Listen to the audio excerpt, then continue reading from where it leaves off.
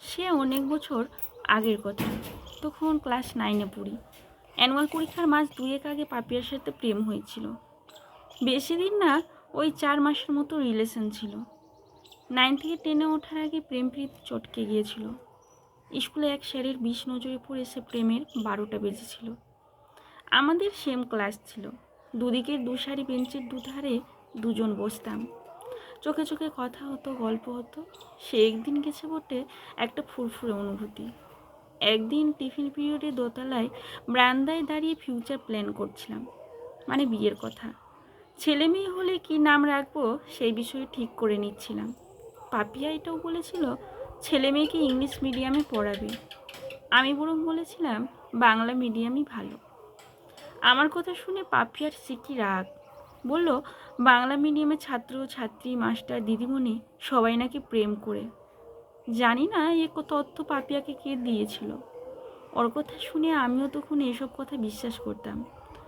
আমাদের স্কুলে তখন একজন ম্যাডাম ছিলেন, চৈতালি ম্যাম। দুজন স্যারের সাথে খুব কথা বলতে দেখতাম চৈতালি ম্যাডামকে।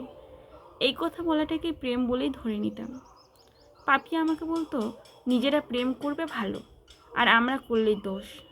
সে যাই হোক, যেদিন আমরা এত কিছু পরিকল্পনা করেছিলাম সেদিনে দিবেন্দু স্যারের চোখে পড়ে গেলাম। একেবারে শনির দৃষ্টি। হেড স্যারের কানে তুলে দিয়ে আমাদের প্রেমটাকে চটকে দিয়েছিল।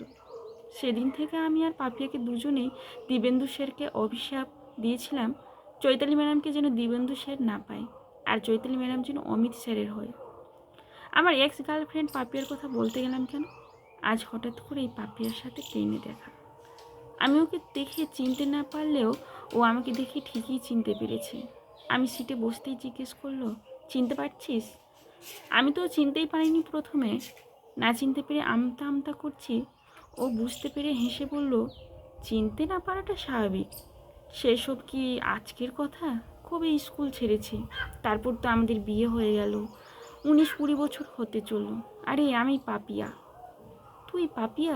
মানে সেই পাপিয়া? সত্যি কথা বলতে চিনব কি করে? আগে এক দেখেছিলাম, এখন তো আরেক। চেহারার পরিবর্তন হয়েছে। ও বলল, হ্যাঁ আমি সেই পাপিয়া। আমি কিন্তু তোকে দেখেই চিনতে পেরেছি। পুরোনো দিনের কথাগুলো তখন ছবির মতো ভাসছে মনে। আমার ভাবুক ভাবুক মুখ চোখ দেখে পাপিয়া বলল, কত বছর পর দেখা, কি করছিস এখন? চাকরি বাকরি করছিস তো? স্কুলে চাকরি করি। ও বাবা, তুই এখন মাস্টার? এই দেখ, এই হলো আমার মেয়ে, মাধ্যমিক দেবে সামনে বছর। তারপর মেয়ের দিকে তাকিয়ে পাপিয়া বলল, তোর আরেক মামা, এখন স্কুল স্যার। স্বপ্না, প্রণাম কর মামাকে। স্বপ্না নামটা শুনে একটু চমকে গেলাম। আরে এই নামটা তো আগে থেকে ঠিক করে রেখেছিলাম এক সময়। পাপিয়া বলেছিল দুজনের নাম মিলিয়েই ছেলে মেয়ের নাম রাখবো। মেয়ে হলে নাম রাখবো স্বপ্না, ছেলে হলে স্বপ্ন। আমি বলেছিলাম এ আবার কি সব নাম?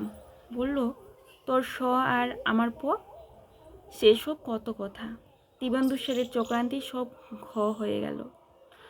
যাই হোক, স্বপ্না প্রণাম করতে গেলে আমি থাক থাক বলে থামিয়ে দিই। পাপিয়া ধমকের সুরে বলল, না না, ও প্রণাম করুক, মামার আশীর্বাদ নেই, তবেই না জীবনে বড় হবে। বেশ কিছুক্ষণ সময় কথা হলো। আমি ট্রেন থেকে নামার জন্য রেডি হতেই পাপিয়া বলল, সময় করে একদিন বাড়িতে আসিস। সমীরদা খুব ভালো মানুষ। কৌতূহলবশত জিজ্ঞেস করলাম, এই সমীরদাটা আবার কে?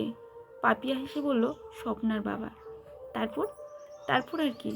বুঝলাম আমি শুধু স্বপ্নার মামাই নই, পাপিয়ার দাদাও। দারুণ চমক, তাই না? একদম আপডেট ভার্সন।